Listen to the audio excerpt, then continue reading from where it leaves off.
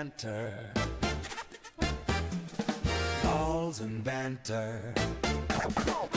No excuses, just win, win, win with your balls and banter. We got balls, we got pucks, we got sticks, we got everything in between. We got balls and banter. Well, hello, my friends. It's Tuesday. Hope everyone had a great weekend. Welcome to the show. Tommy Boy, wearing my favorite outfit of all. I've told him it multiple times, and here it is. Look at that. It's amazing. I'm about to take the clay courts in Paris. That you are. You know what? This character, like this outfit that you've got here, like I don't know why I just thought of this, but it's kind of like you're like our own little Danhausen when you dress that way in the show. You don't talk like him, you say smart things, but I love it. Well, are you ready for this? I'm not sure if it's considered smart, but I spent the weekend debating and coming to the conclusion that the moon has nothing to do with tides. Okay, that's heavy. I feel like if we get into that, it might take the entire show. Yeah, I think that we could probably derail ourselves pretty quickly on that. Well, I did see there was a spacewalk. Were you doing it because of that, or did you just decide I'm gonna get to the bottom of this once and for all? Well, it never really made much sense to me. So who was the person who decided, you know what, the rise and fall of the sea level has to do with this thing that's, thousands of miles away, and it doesn't matter if it's a full moon, a crescent moon, whatever moon it is, it still repeats the same path each time. So I want to know who came up with that equation and then who bought into it. And then when did we all decide that, okay, yeah, the moon is in charge of the tides. And it's not like water just coming up and then receding through Earth, like taking a breath. Why isn't the Earth just like taking a breath, making it rise, and then exhaling, making it go down? I don't know. This seems like a topic for accidental education. You should check out Tom's show. It comes out every weekend. Very entertaining. Very entertaining. I'll be interested to get your deep dive on this. We got sports to get into. We'll figure out the moon later. Did you both have good weekend? I mean, obviously, other than your discovery and your deep dive, your rabbit holes into the moon, did you have a good weekend? I did. I had a great weekend. I'm telling you, the NBA, the WNBA is must-see TV, man. It did let down this weekend. If anything, it got juicier. I'm telling you, we talked about it last week. This is the Attitude Era. We had so much fun during the 90s with the Attitude Era of the WWE. I'm experiencing that same feeling with the WNBA. How great was it? I don't want to presume everyone's seen it. A lot of people have seen it by now. Angel Reese misses a game-winning layup opportunity, and she's there, and you just see Caitlin Clark walk by looking at her and smirking. It is so freaking amazing. You couldn't have scripted it better. No. I mean, this has everything that you want. It was like, it was like a WWE pay-per-view. And, you're waiting for the pit. 1, 2, and they power out. This is that kind of an ending that had. It was like, oh, this is just so perfect. Yeah. I were at the concert the other. We go to, my wife and I go see Jordan Davis the other night. Stella Lefty. Holy crap. Stella Lefty, by the way, I knew she was young. Her dad, very successful. I'm not saying that's why she is having success. Probably doesn't hurt. She's very talented, has some biggest. She could be 18. She's the sweetest, skinniest little thing up there on the stage. Great voice. But I was like, is that really? Like, is that her? Because we're in the pit, so you can see, right there. Crazy young. Jordan put on a hell of a show. But what I was getting at is standing right in front of me, dude, drinking beer, as you do at a country concert, and he's wearing a Sophie Cunningham jersey T-shirt. I thought it was amazing. I was like, this has gotten so cool. It has gotten so big. And if you're those girls in the Fever, and really all of you girls in the WNBA should be loving it, but certainly Sophie. What's their other teammate's name other than Caitlin, who's really good? The blondie. Why am I blanking? I don't want to. I'm blanking as well. Yeah. I don't want to say Paige is obviously a different girl on a different team. Yep. If someone told me it would Yep. pop up in my head. Anyways, it is amazing. Tom, how was your weekend? Yeah, it was good. I actually tried. I did fasting over the weekend. So Which one? Which variety of fasting? like complete water only fasting for a couple days. So I went Friday and Saturday without any food. It's a lot more interesting than I thought it would be. It's a lot harder than I thought it would be. Do you do electrolytes? I need to do that next time. Okay. That's what kind of made me give up by the second day. But then we ended up going on Sunday to dinner, me and my fiance, and I have her sitting down in front of me, and what do I have on the TV is that WNBA game, and Hell yeah. she wasn't too happy, but it's okay. It's okay. You took her to dinner. So, Exactly. Yeah, as long as you didn't just only watch the game. Right. Like, yeah, I got. Yep. I'll in a second. Yeah. Well, there was a couple times she's like, "Hey, over here, Right here? eyes here." Well, it was an interesting weekend. Let's go back before the weekend for a second because we haven't seen you since the Field of Dreams game on Netflix. I thought was really cool. I thought the outcome was terrible. My Twins got curb stomped 7-1. Thanks a lot, Kyle Schwarber. But they, and not just him. I mean, they went yard 3 times. He did early. But I thought the packaging, the lead up, the promos going into that game, like, man, like I need a tissue. Like, they're playing the same music. You got Kevin Costner narrating. You have James Earl Jones, his voice in there. You know, I thought it was really, really well done, at least on the front part. Yeah, the production value. I mean, that's one of those where you can't miss from a producer because you can really tug at the heartstrings and talk about America's pastime and the purity of baseball and all of that and really get people emotionally invested. And to me, one of the things that I really like about watching live sports on television are those intro packages, because to me nothing gets you more fired up. I have a tendency to go back on YouTube and look at like some of these intros, and the intro that Bob Costas did for the Notre Dame versus Florida State game in 1993 is just epic. You talk about wanting to tape your ankles and run through a wall. After that was over with, that's exactly what you want to do. You walk away with CTE because you become Cam Scatterboot and you're headbutting a brick wall. Honey, what are you doing? I don't know. I'm just getting into it. Fired up. But I thought it was great. Again, the outcome, if you're a Phillies fan, great. Also, you're terrible if you're a Phillies fan because all of you Philly fans are just nasty. Most of you. I know that offended some of you. Don't care. But not good for the Twins. Not good. The Joey Logano won Richmond Speedway. Scotty Scheffler just ran away. That was insane. With the freaking FedEx championship, Yeah. the St. Jude championship. We finished at 17 under. Came in with a decent lead on Sunday and then was just like, bye. Yeah. Bye. He hit a sprinkler head on like one of his early holes, went into the water, had a bogey, was one stroke back. And I was seeing that on my Instagram feed, and then I look back at it, and he's 5, 6, 7 strokes up by that point, and run away. Yeah. Crazy. Then you had the WNBA stuff. And then we had loads of preseason football starting last Thursday. Several games that day, several games Friday, several games Saturday. I think Saturday and Thursday had the most. At any rate, it's preseason ball. So there's not a whole lot to really talk about. We have some competitions going on.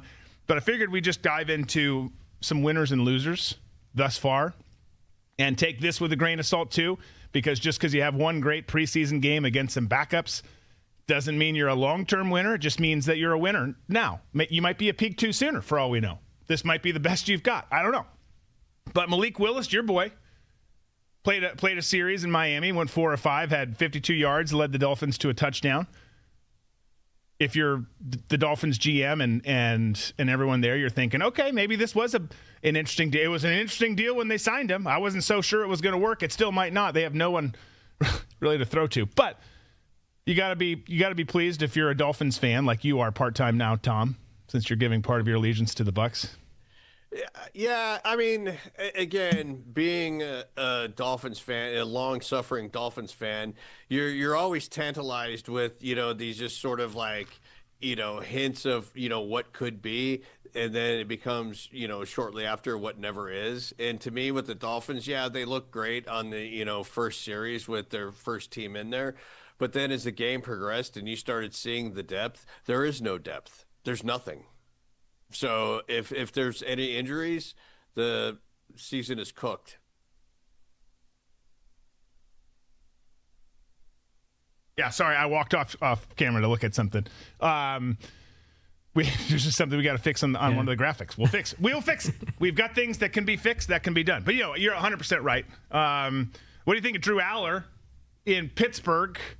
He had a strong performance, 10 of 13, 153 yards, 3 tutties.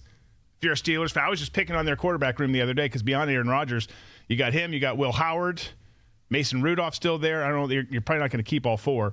But a couple of young kids with some potential promise. Drew Allar, certainly a pocket passer, kind of prototypical NFL dude, but wasn't sure how he would do, and we still don't know, but he had a good performance the other day. Then Ty Simpson went off the other day for the Rams. A lot of people were like, why the hell are we drafting him? Well, Matthew Stafford is an absolute beast, but he's not going to play for more than 2-3 more years. So you do need to have an heir apparent. Ty Simpson showed, he had a great career at Alabama. 21 to 25, 190 yards, 2 touchdowns. They let the dude throw. Like, we're not going to just hand it off here. They threw the ball. He actually was first player with 190 yards in a preseason game, their first preseason game since Baker Mayfield debuted back in 2018. So impressive for him. Jacoby Lane had a pretty wide receiver for the Baltimore Ravens, had a pretty impressive first appearance, 3 catches, 38 yards, and a touchdown. He was looking good. Any alibis on some of these winners? Did you see a different winner that needs to be mentioned here? No. No. I didn't. The games played out the way that I thought they would. You get to Cleveland. Cleveland is the WNBA for me when it comes to storylines, just because of Shedeur Sanders. That all played out the way that I thought it would. No, there really wasn't any surprises to me. Okay. Yeah. Well, let's talk about the losers, because Shedeur, I think, is on that list. I'll skip ahead in my notes for this because and really you could say the Browns quarterback room as a whole is on the losing list. Deshaun Watson wasn't stellar. He didn't play outright terrible. Some of the people on their staff said it was awesome. Like, I don't know that awesome is the descriptor I would use. I think that he's probably the way to go over Shedeur. But Shedeur, look, it's preseason. You make mistakes no matter what, even during the regular season as well. Interceptions happen. People were imperfect humans. That's going to happen. But he sailed this one throw, and it was picked off. And it was just he sailed it bad. It was a bad throw. There's a lot of people celebrating that fact, but he looked about like you might expect. Dylan Gabriel didn't look a whole lot better either.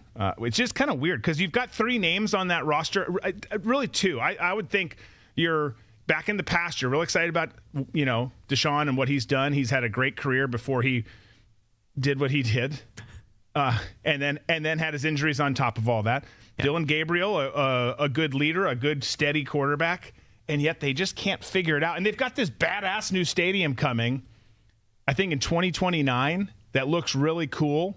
Hopefully they get some of the seating views and stuff better than Buffalo did.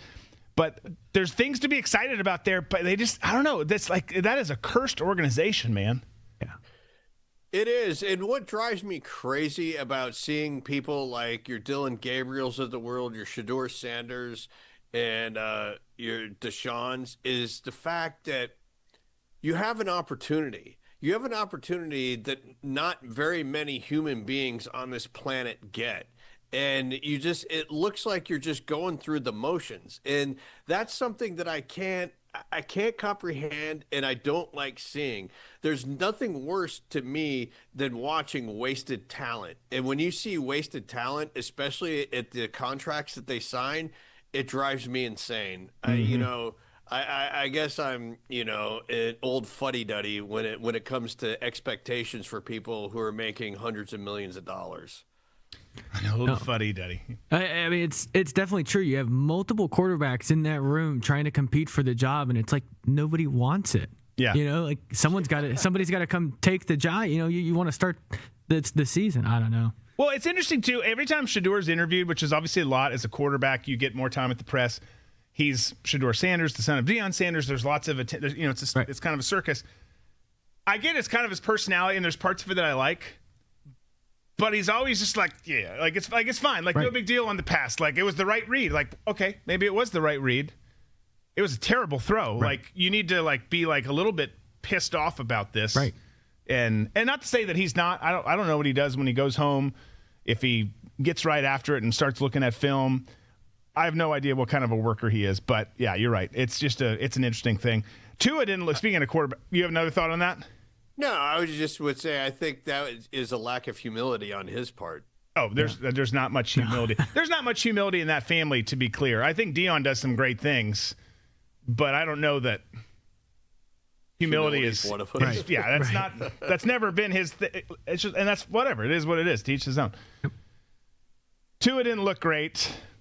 He at least admitted he didn't look great, but he didn't look great in Atlanta. Penix still working through some injury issues, so they've got themselves a doozy of a quarterback situation as well.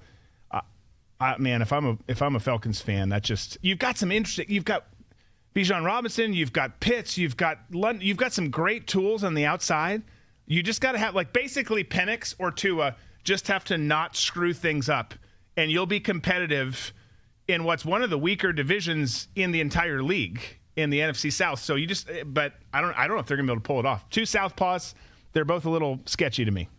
Did you see that meme that came out of the game and Penix? They're on the bench and he kind of points at Tua like, God, this guy, get him out. No, of here. I didn't. Oh, that's gonna come out. That's pretty good. I got to see it. I'll check it out. Vikings signed Jamal Adams, hybrid player who was going to do great things in the Brian Flores defense until he wasn't, because the MetLife turf monster strikes again. Non-contact injury, tore his quad during a play early in the game, out for the entire season. He wore a Vikings uniform for minutes, which sucks because, again, he was going to be used a lot. But that does open up the opportunity to maybe pick up the phone and say, hey, Hitman, Harrison Smith, you haven't actually retired. You've talked about maybe coming back this year. Maybe now's that time. We could use you. So it'll be interesting to see. I think it's actually something that's in play. If it happens now or later or never, TBD. But we talked about the Browns. Man, you know what? This is true every year, and it's not just a winner or loser in preseason or not. And no offense, New Orleans, but your Superdome needs to be demolished and replaced. It is so impossible. I'm watching the Jags game there after the Vikes play at 1 against the Giants, and then the Jags are on at 4, so that set up really well for me. And it's just almost unwatchable. It's so dark in there. It's always been this old, dark, miserable building. Like, we need to start over. You need to be outdoors. And it's not acceptable. It's not acceptable. I don't know why it pisses me off so much, but it always does. I turn it on like, I can't.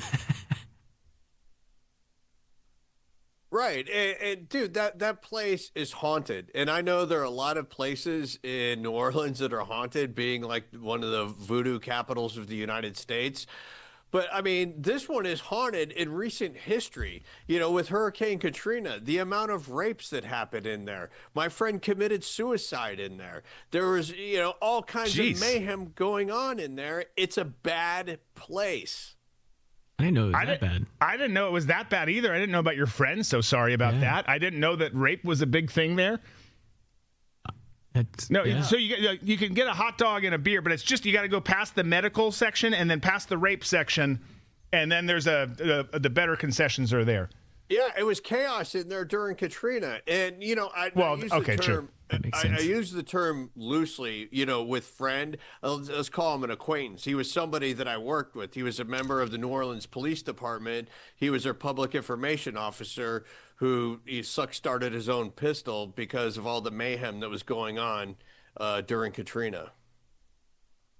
That's brutal. That's rough.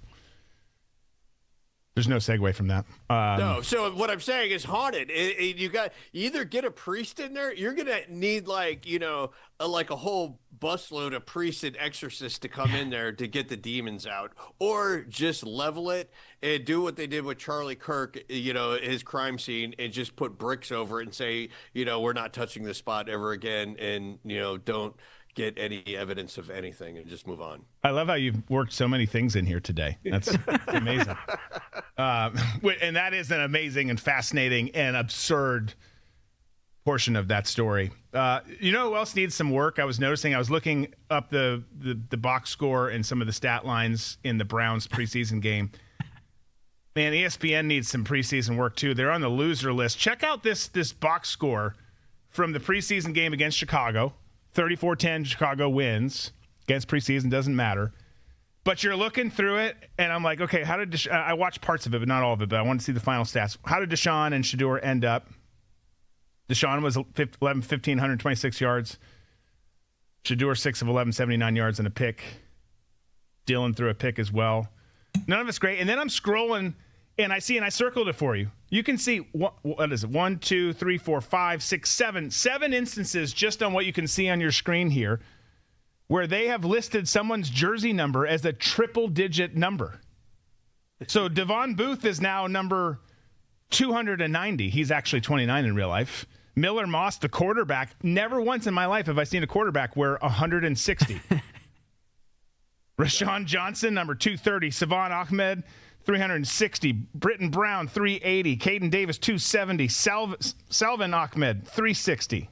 Oh, I already said his name, but he's in there twice because he caught the ball out of the backfield and rushed it. I was like, that seems like something you'd pick up on. Yeah. Probably automated, and they just didn't catch it either way. Someone's got to lay eyes on it and say, does this look right? Yes, good. Hit publish. Or no. No one has ever worn the jersey number. Give it time, because now we have number 0, and we're doing things differently in 2026. But I thought that was interesting to see. It's preseason for ESPN, too. Yeah. Hashtag do better. Yeah. We got to be better, ESPN. Yeah. Well, I mean, I don't know what's going on at ESPN, but clearly, if a mistake like that is made, there was a female doing all the numbers or checking it because it didn't register to her that it was 3 digits. Right. And if you want to avoid this, and I say this all the time, and I don't mean it as being rude, it's the actual truth. You need to hire an autistic. When it comes to anything with numbers, you need to get somebody who is visibly and on the spectrum and sit them down in front of a screen, and none of these mistakes will happen. And again, I'm not, making fun of autistics, because I truly believe that it's going to be the good autistics or they're going to be the ones who save the planet. Okay. Interesting. We should get one to be like our resident statistician here. Put him somewhere. This is their, what was that movie? Wasn't Bruce Willis way back in there? Was Mercury Rising? Was that the one where he's escorting the autistic kid?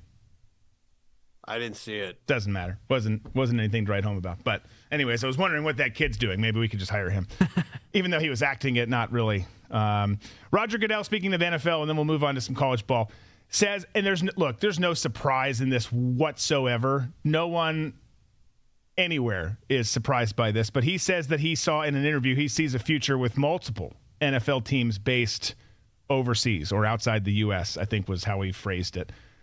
Yes. Globalism. Again, not surprised by it, but man, I just don't like this. I don't like it for the players. I don't like it for the league. It works for the NHL with U.S. and Canadian-based teams. There's very few Canadian teams, but there are Canadian teams. I mean, it's a decent amount, but like it works for that because it's hockey and it's there. And it's more of a global sport. And it's exactly. It's more of a global sport. Football's this American. is ours. Yeah, it's American football. That's what it's called. It's in the name. And you could play, 10 international games this year, whatever the crazy number is. That's very different than having your own franchise.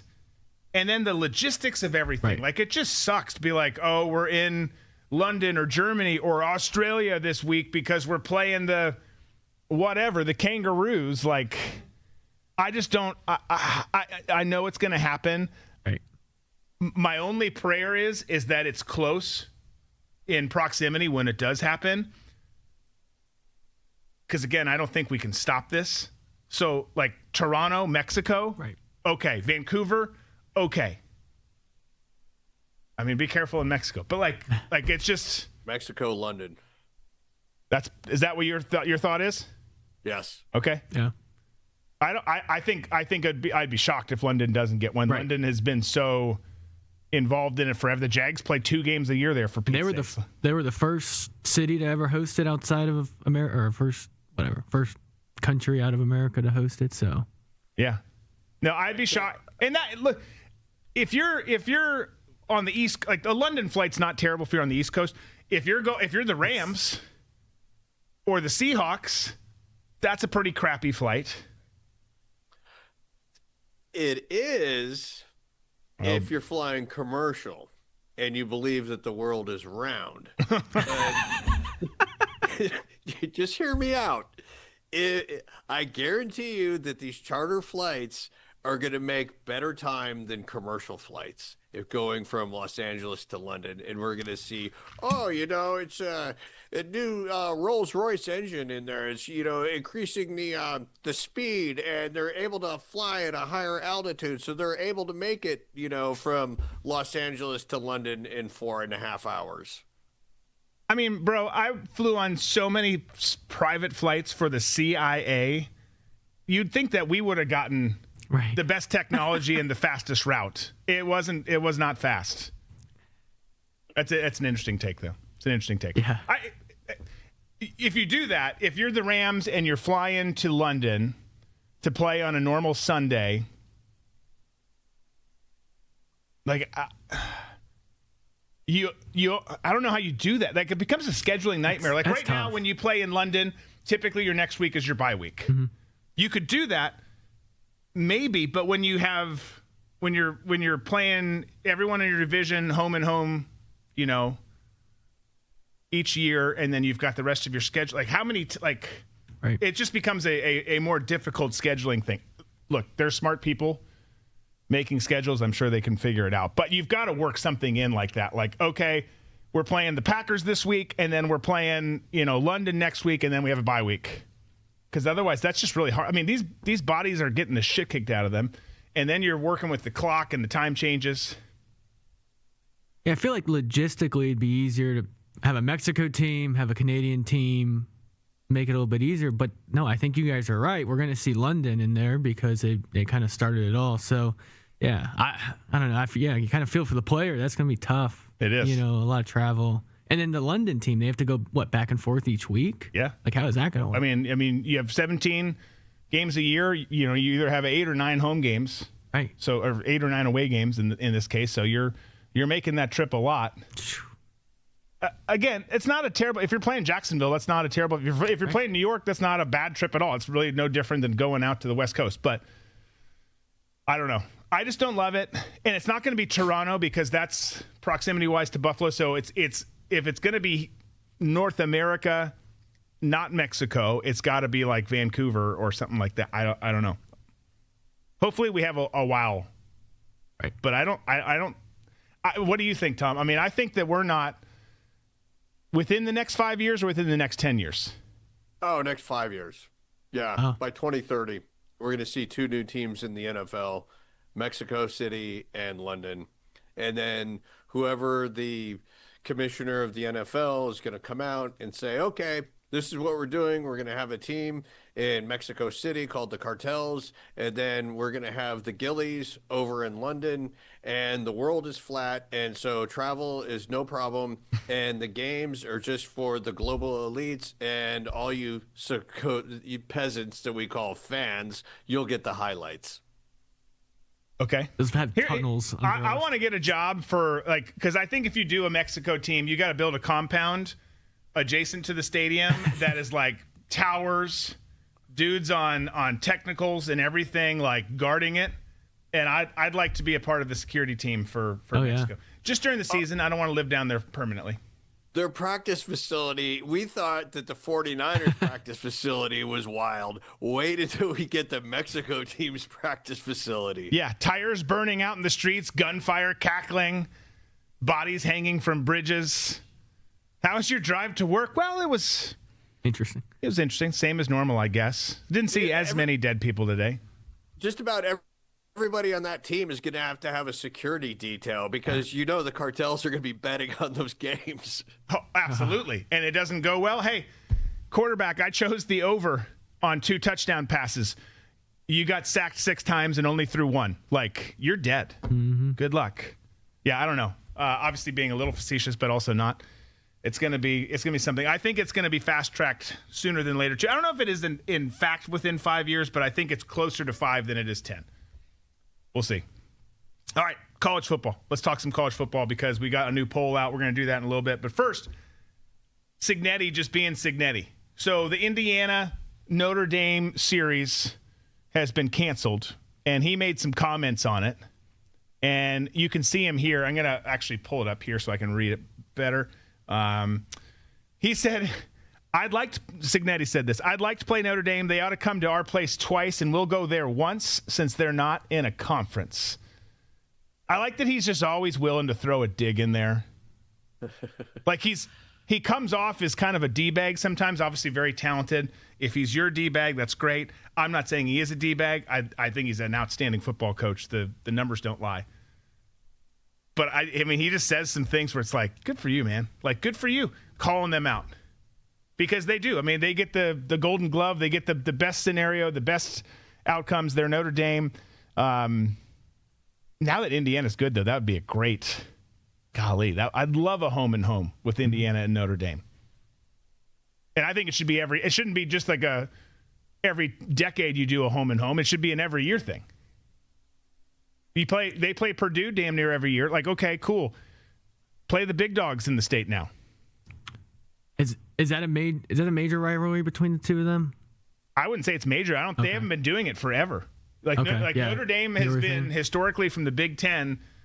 They would play us, which they don't really do anymore. I'm not saying that's all on them. Like, there's 2 schools in it, but Michigan State, Purdue, and USC, who didn't used to be in the Big Ten, but now is in the US. Like those have been big, and that one's coming back. But make this a freaking rivalry, or novel concept here. All your rivals are in the Big Ten.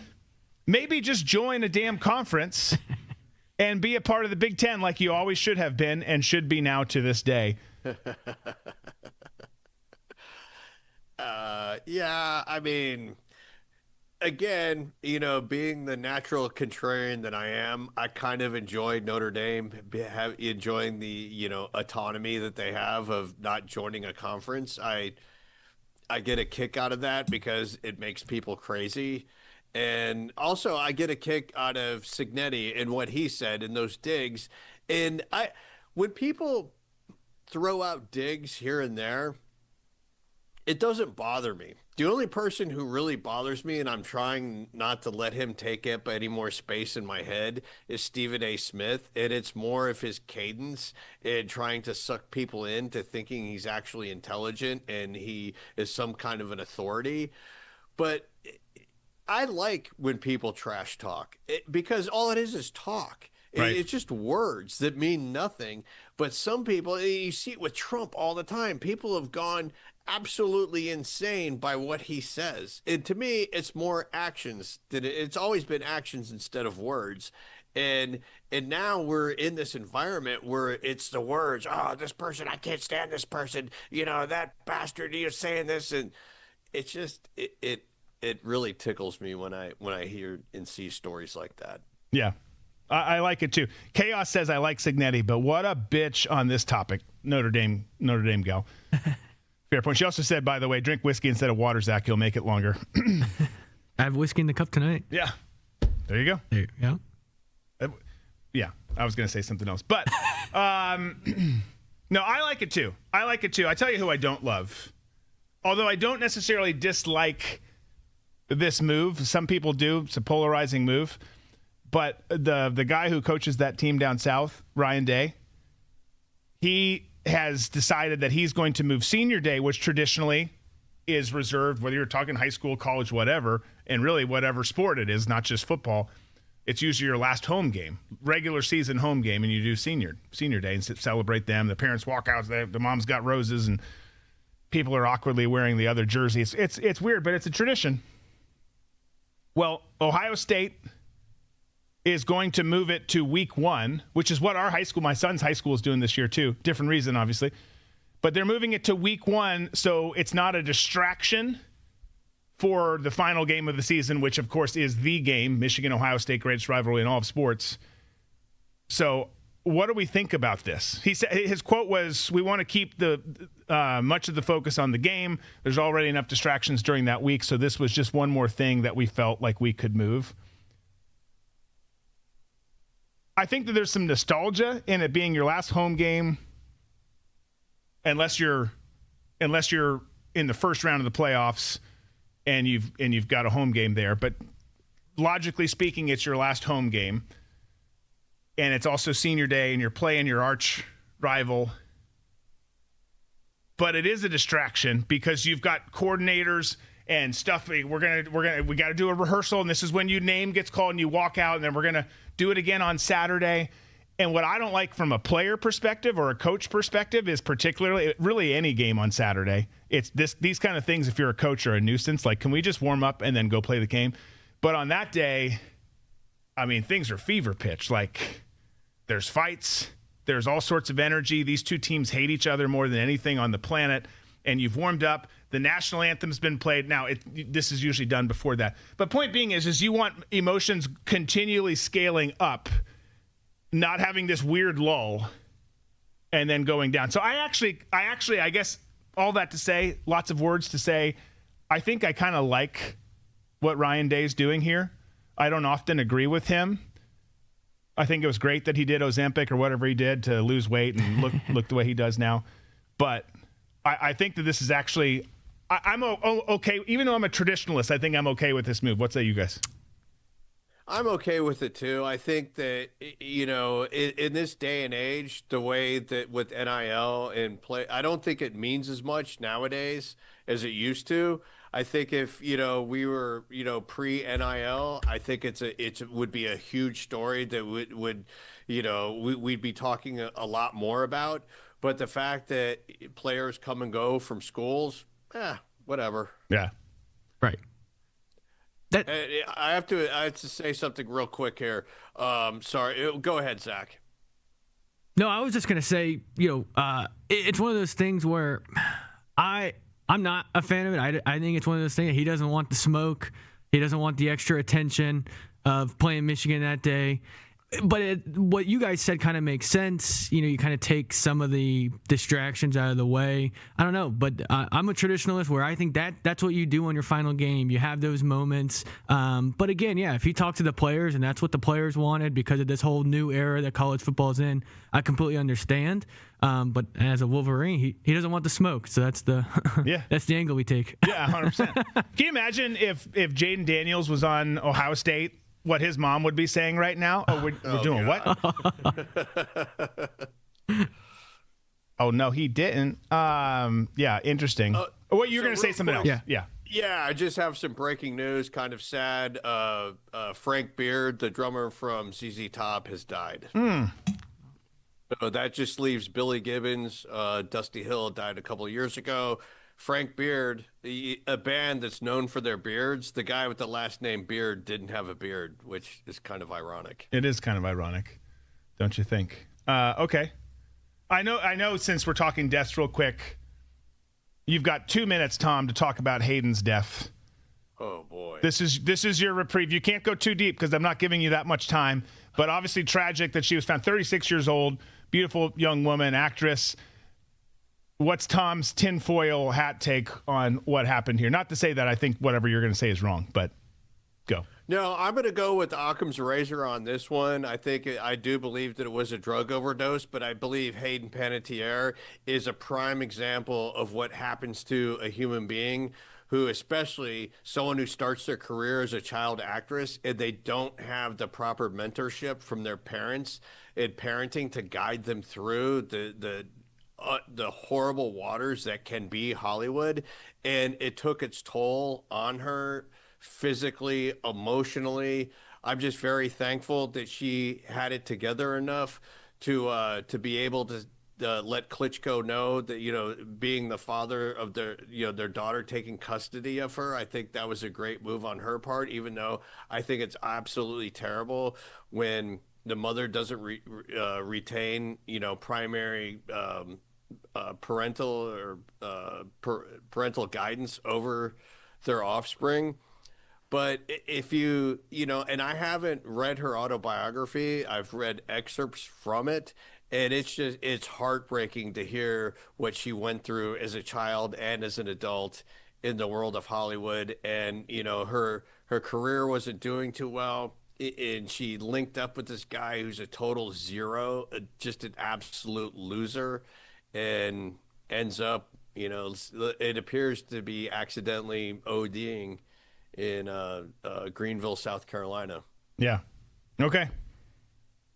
There we go. I thought that was going to take a different turn than that, but I think that's right. If we're referencing the Illuminati tattoo on her neck, yeah, to me, I think she was branded. She was saying that she was going to, pledge her loyalty to whatever, are the invisible strings that control Hollywood when it comes to, the Epstein class of people in there. And I think that branding may have thought that in her mind thought that she was safe, but in the end, nobody is safe when you have to make the deals you make, allegedly. Allegedly. Okay. First, take this with a grain of salt. This is, I don't even like, we talked about the first coaches poll a week or so ago. Now the first AP preseason college football poll is out. None of these people know what they're talking about. I'm not saying that they're way off, but there's just no way of knowing. You don't know how players have stepped up in the offseason. You don't know how chemistry's changed in the locker room. You don't know about there's just so much that goes into it, and then who's just hot, who's just got that chemistry flowing on their team, and they're going to come out and be great. It's easier at the top, harder at the bottom, but at long last, here is the first AP college football top 25 poll, preseason edition. Number 1 goes to Ohio State. I'll just read the top 5, and then we'll talk about it. Well, I'm gonna read through all of it actually, and then we'll talk about it. Ohio State 1, Oregon 2, Georgia 3, Notre Dame 4, Texas 5, Indiana 6. We'll come back to that. Miami 7, Texas A&M 8, Ole Miss 9, Oklahoma 10, LSU 11. I'm gonna get a JD Pickett jersey, by the way. Texas Tech 12, Alabama 13, BYU 14, Southern Cal 14. That's supposed to be 15. We typed the wrong thing. 13, 14, 15. Michigan 16, Washington 17, Penn State 18, SMU 19, Tennessee 20, Utah 21, Iowa 22, Houston 23, Louisville 24, Missouri 25. So I think Ohio State, Jeremiah Smith, Julian Sain, they've got a lot of pieces coming back. They're a hell of a football program. I pick on them a lot. I think that they are the spawn of Satan, but they are really talented. I have no problem with them being number 1. I think Oregon could be there too. I think Georgia could be there as well. I think that top 5 looks pretty good. Notre Dame, Carr looks pretty good at quarterback. If Arch takes another step forward, Sark and Texas have a pretty good shot to be there. I'm a little surprised that Texas is top 5 and Indiana, who just won the national championship, is 6. Yeah. I get not putting them 1 because you've got Hoover at quarterback. You've got some new pieces. But freaking Curt Cignetti's gone, 31-1 the last 2 seasons at Indiana. The Indiana Hoosiers, I'm saying it again because it's insane. But it's crazy. I mean, they had the third most first place votes that went into this, but they ended up outside of the top 5 at 6. I think that there is a little bit of you gotta take them off their pedestal. If they had lost 18 out of 22 starters and the coach went to a new team, I get it. They shouldn't be preseason number 1, but outside of the top 5 seems a little bit of a stretch to me. I agree. I don't know exactly how many guys have left. But I didn't think it was that many that it would make them drop all the way down to 6. I thought they'd still be a good football team. We'll see how the season goes. Yeah. Well, I think Hoover's going to be good. Mm-hmm. They're high on him. I'm seeing if this comes up, but so it looks like they've got like 10 or 11 returning starters. So you have some holes to fill, but you're not losing everyone, right. Especially in the NIL era. But to me, I think that they're going to be good. They've got a tough schedule. I wouldn't be shocked if they had an 8-4, 9-3 kind of a year, because you're losing some pieces. You had some magic the last couple years. You can't always replace or reproduce that magic when you're in a conference like the Big Ten or the SEC, the Big Ten in this case. I don't know. That one's interesting to me. Some other notable thoughts here. So I think Texas, I would put Texas top 10 for sure. Top 5 seems like a stretch to me. Some people think Texas is going to win the whole damn thing this year. It's possible. They have the talent, and they got a great coach. But Indiana being 6, Alabama, first time being out of the top 10 since, let me get this right, first time in 18 years. They're at number 13, which I think is probably pretty appropriate actually for them. And then there's someone on this, there's someone who's not on this poll entirely. Clemson not even ranked in the preseason poll. I mean, you think of the last decade or so, right? How good of a run they've been on. Obviously, it's been on a decline the last couple of years. Dabo is pushing back against NIL and all of that stuff, and I like why he does it, but he also needs to catch up with the times to stay relevant. They're not even on there, which is interesting. Yeah, Oregon is the bane of my existence. I cannot stand that football program. And whenever these rankings come out and I see them as high as they are, it just really bugs me. And also Mizzou. Can we ever have a preseason poll that doesn't have Mizzou in it? They always seem to pop in there. Those two are the ones who really bug me. I think it's a slap in the face to Cignetti and IU being number 6. And I'm with you. I'm on the fence about Texas. I'm not quite a believer in Arch Manning just yet. So I would drop them. I would move Georgia to 2, Notre Dame to 3. I would put IU at 4. I would keep Texas at 5 and then drop Oregon to 6. And I'm saying that just because I am sick and tired of them. Okay. Great coach, Dan Lannon, great coach. They've got a great quarterback coming back, but that you've been consistent. If nothing else, Tom Cunningham, you've been consistent on your feelings toward the Oregon Ducks. I think I'm really here's a couple teams I'm curious to watch on this list this year. I'm curious to see what Miami does. They go out, they get Darian Mensah at quarterback. They've got Tony coming back. They've got some great players coming back, but they do, changing quarterbacks is a big thing to change. Obviously, they had a hell of a year last year.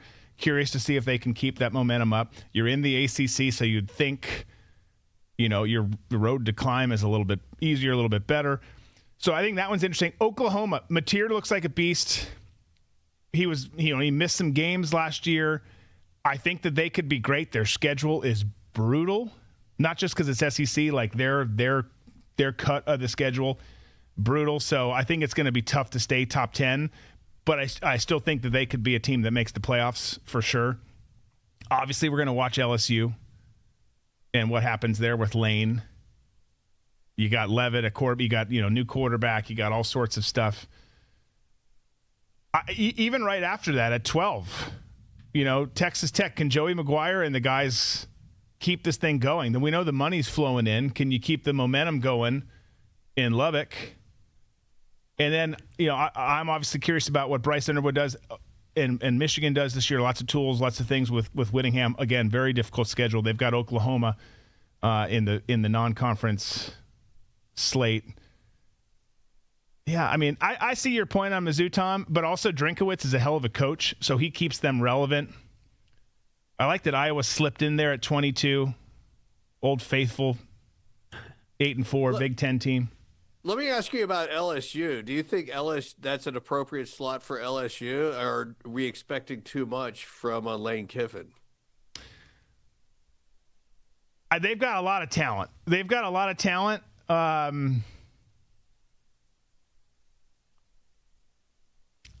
I think that's probably about where I'd put them to start. I could see them jumping into the top 10. I could also see them slide down. I think they're top 20 no matter what, unless things go really the wrong direction. But, I mean, the thing is with, if you're LSU, you're Michigan, you're Alabama, you're Southern Cal, you're some of those teams, even Tennessee in there, like, you get the respect of, like, you've got enough talent, you've got the program respect and tradition, like, you got to really suck. Like, you've got to be like Rich Rodriguez at Michigan level bad to, like, all of a sudden not be respected enough to be somewhere in that range in the preseason top 25. So I think it's fair. I think they're going to be good. I can't wait for that LSU Ole Miss game. Holy crap. There was something. It's going to be a good one. Something came up. I mean, you guys know my schedule and whatnot. We can. I was going to say we can come back, but my phone schedule and my event schedule changes drastically this time of year. And I saw something, and I'll be darned if I can remember what it was. But my wife and I were talking about it. It's like, well, do we want to do this or do we not? And I didn't know what day of the week it was. So I walk over to the calendar, and it's a Saturday. So that's a no-go in college football season.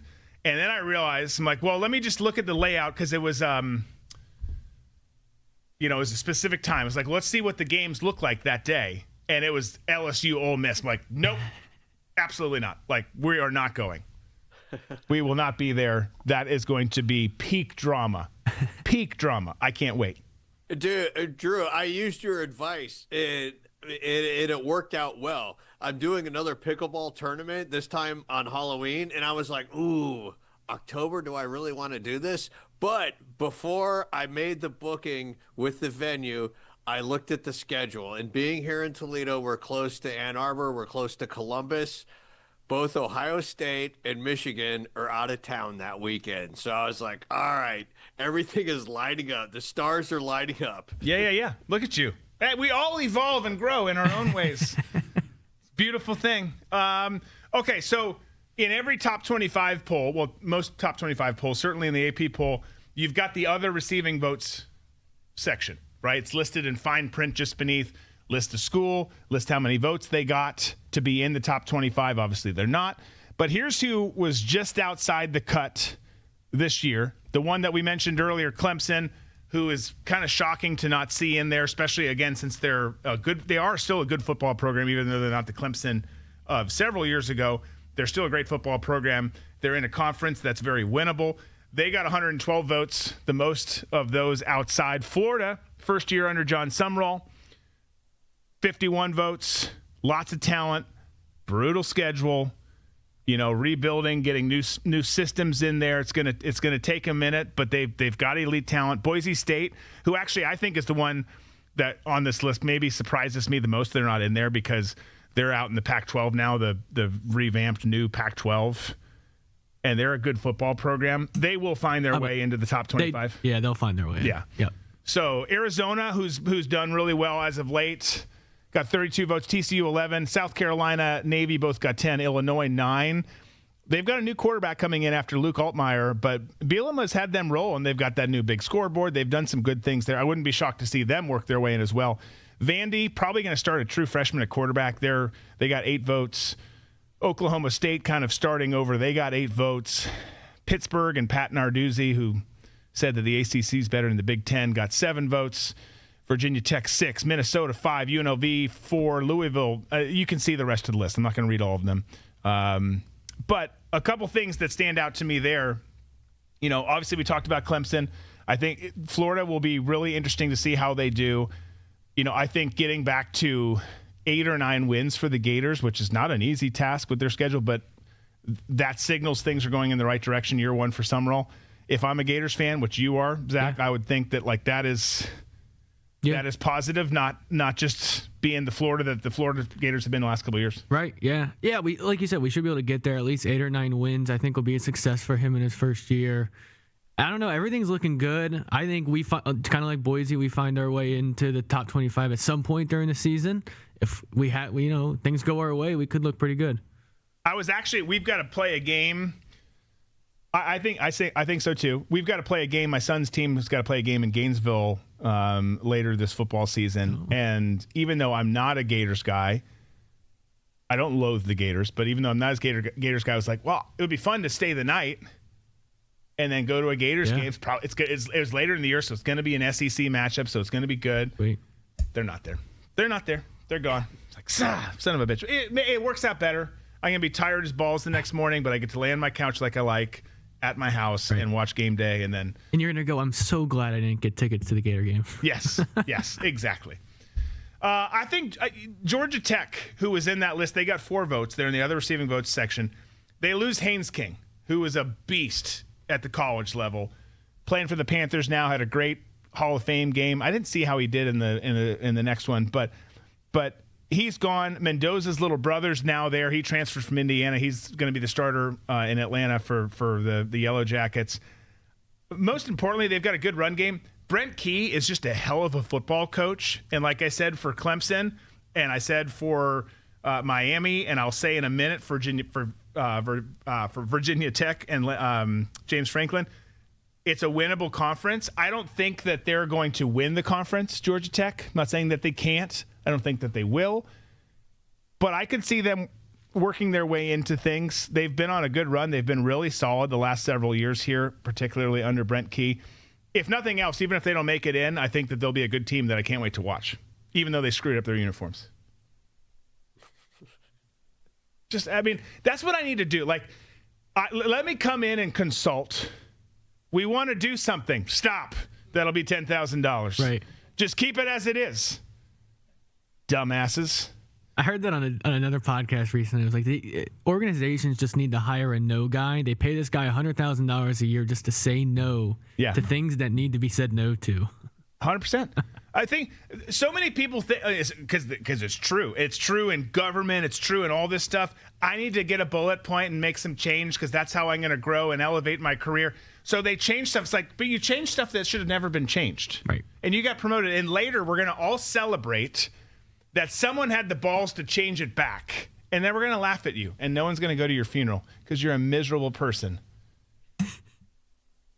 I hate change. Can you imagine what I'm going to be like at 70 if I even make it that far? Golly. My wife and I were talking about that the other day. Good luck. Good luck, world. I once worked with an editor, and his famous quote was, "I don't fear change. I just know that it's wrong." I like that. I like that a lot. Yeah. A wise man. A wise man. I'm interested in Virginia Tech, too. So I'm interested in a lot of these ACC schools. Year one, James Franklin, he brought a lot of people over. A lot's maybe not the right word, but he brought several people over from Penn State. They recruited really well. You can recruit well at Virginia Tech. Maybe not as well as Penn State, but still very, very well. It's got great tradition, a great football program, great fan base, all of those things. As I've said 10 times today, the ACC is an easier hill to climb. I'm not saying it's easy. It is a difficult Power 4 conference, but it's not as hard as the Big Ten or the SEC if you're trying to get from the bottom or the mid-tier to the top. I think he does well there. I don't know what this year looks like. I'd have to pull up their schedule and look at it, but I think that he has they're definitely going bowling, and, you get to 8 or 9 wins, and that's pretty damn impressive. Yeah. Does he do it? I don't know. But I think that he will get them turned around. Like Georgia Tech, I'm not saying that they're in the top 25 at some point this year. I'm not saying they're not. But I think that both Georgia Tech and Virginia Tech, they're in good places as football programs, and I'm interested to see how they do. Then the last one I'll comment on, at least, is Minnesota. I'm not saying Minnesota's going to go win the Big Ten. They're not. I like the Gophers. My oldest brother played there. Obviously, I'm a Big Ten homer. I grew up in that state. I like parts of what P.J. Fleck does, but he's very consistent. Their recruiting has been getting better and better. Their facilities are awesome. They've got all sorts of things going for them, and their backfield's super legit. They don't play Oregon or Ohio State this year on the Big Ten portion of their schedule. That's big. They do play Michigan. they've got one or two other difficult ones. Well, they play 5 top 25 teams, so it's not like they've got an easy slate. But like it's set up well for them. Yeah. They're well coached. They've got the best winning percentage in 1-point games in the country, or 1-score games in the country, I think. So I wouldn't be shocked to see them climb in. I don't think that they will. I think that they're perennially 7-5, 6-6, maybe 8-4 year. Every once in a while, 9-3. But Drake Lindsey is a good quarterback. They've got Darius Taylor in the backfield, TJ Thomas. Their running backs are awesome. So you just never know. Like I would be willing to put some money on them. I don't know what the over/under is for their wins this year. I think it's 6.5. I think that they can go above that. Yeah, they should be able to. I think that they can surprise some people. Over's probably a good bet there. Yeah. I'm not going to do it because I'm cheap. Not financial advice. And it's exactly. We're not suggesting that. But don't rule out the Gophers. Like those mid-tier Big Ten teams, you never piss on because they will bite you in the ass. Particularly Iowa, but like Illinois is often in that category. Wisconsin traditionally has been. It's been I'm really curious. Luke Fickell could lose his job this year. In fact, he's likely going to if they don't get their crap together. But anyways, some of those schools you don't want on your schedule. Minnesota, Mississippi State play early in the season in a fun non-conference matchup. That should be interesting. That'll be telling. Gophers need to win that game. Yep. So does Mississippi State. But last thing, top 25 opponents. This is, I think, On 3. Yeah, On 3 did this graphic. Thank you, guys. We're just going to use it rather than make our own. But the most top 25 opponents on a schedule for teams. We talked about this the other day. My buddy at Arkansas, Ryan Silverfield, new head coach. Good luck, buddy. 7 top 25 opponents ranked the most difficult schedule in the entire country. The Arkansas Razorbacks. Texas has 7 as well. So does Kentucky. Kentucky just, man, Lexington is beautiful. They've got beautiful women. They've got horses. They've got all sorts of things going, nice facilities, but it's just tough to climb up out of the bottom of the SEC. Yep. Vandy showed it could be done, but when you're playing 7 top 25 opponents, it's hard. That's tough. Yeah. Oklahoma, Michigan, Mississippi State, Ohio State, Ole Miss, Texas A&M all play 6. God, I just hate that we have our schedule sucks this year. It's just not going to be fun. It's a tougher than usual schedule for Michigan, right? Yeah. Well, we've got a bad Big Ten slate, and then we play Oklahoma as a non-conference game. So that's a tough one for us, but it can be done. I mean, again, think about this: Michigan went 9-3 last year with a true freshman quarterback and a coach who's literally the biggest dumpster fire of a human being in the history of mankind. Possibly that might be a stretch, but it seems fair and appropriate in this exact moment. Missouri, Florida.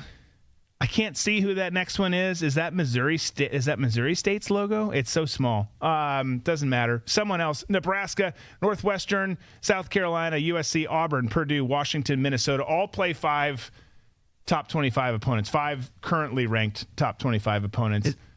Is that LSU's Tiger logo? It could be. Is that what that is? Yes, it is. Okay. Thank you. Thank you for moving in on that, Jonathan. So. Okay, and then Alabama, Michigan State, Stanford, Florida State, Oregon, Wisconsin, Georgia, Tennessee, Vanderbilt, Indiana, Rutgers, and Cincinnati all playing 4. That's just man, when you play that many top-tier teams, which, again, in the SEC and the Big Ten you do damn near every year, that's just tough. That's just a tough thing. But going back to the Gophers, you've got great running backs. You've got a great coaching staff. You've got an up-and-coming quarterback who could be great. On all accounts, looks like he will be great. And yet you've got to play 5. And here's the crazy thing. Again, they're not playing Ohio State and Oregon, and they still are playing 5 top 25 teams. So it's going to be fun. The great thing is it's just all coming, and that's all that really matters, folks. It's all coming. It's almost here. It's almost here. We have one more Saturday without college football. One more. What are you going to do?